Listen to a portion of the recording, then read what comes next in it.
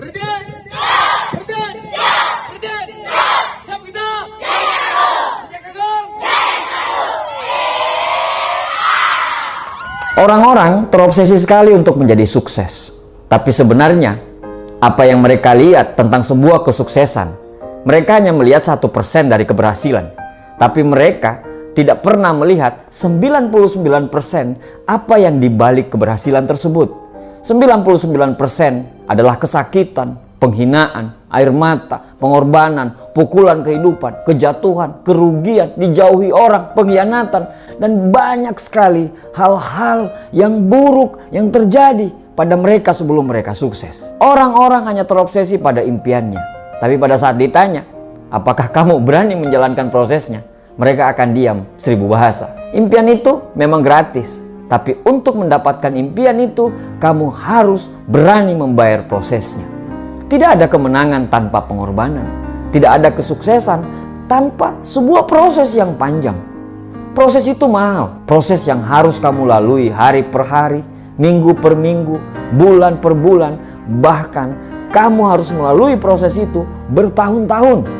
Proses yang tidak pernah tampak oleh orang-orang. Proses yang kamu lalui dari bangun tidur hingga tidur lagi. Proses yang tidak tampak untuk saat sekarang, tapi sangat berdampak untuk tahun-tahun yang akan datang. Muhammad Ali pernah berkata, "Aku sangat membenci tiap menit dalam latihan, tapi aku selalu berkata, jangan berhenti menderita sekarang dan jalani sisa hidupmu sebagai seorang juara." Para juara fokus pada kemenangan. Para pecundang hanya fokus terhadap para juara. Semakin banyak kita mempergunakan waktu kita untuk berfokus kepada orang lain, akan semakin sedikit waktu kita untuk bisa berfokus kepada diri kita sendiri.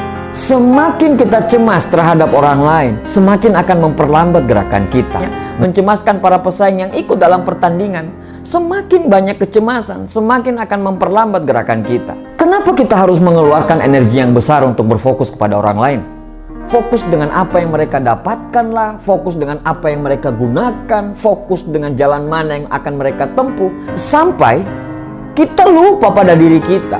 Bahkan kita juga lupa siapa kita, di mana kita berada, dan kemana kita harus menuju. Apakah dengan berfokus kepada orang lain akan merubah semuanya? Tidak. Satu-satunya cara supaya kita bisa menang adalah kita harus berfokus kepada kemenangan kita.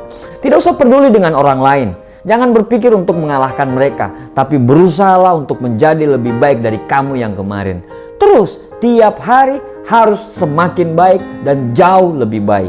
Hari ini harus lebih baik daripada hari yang kemarin, dan besok harus lebih baik daripada hari ini. Berhentilah untuk mengeluh, berhentilah untuk banyak protes, berhentilah untuk menyalahkan orang lain, berhentilah untuk selalu membuat alasan, berhentilah untuk selalu melakukan pembenaran, berhentilah untuk melakukan apapun yang akan menghambat kesuksesanmu, dan mulailah untuk memantaskan diri. Beranilah untuk mengambil tanggung jawab. Jangan lari dari tanggung jawab itu. Bersiaplah untuk selalu terbentur. Anda terbentur lagi, selalu terbentur, tapi pada akhirnya Anda akan terbentuk. Sukses itu bukan kebetulan. Kemenangan bukan kecelakaan.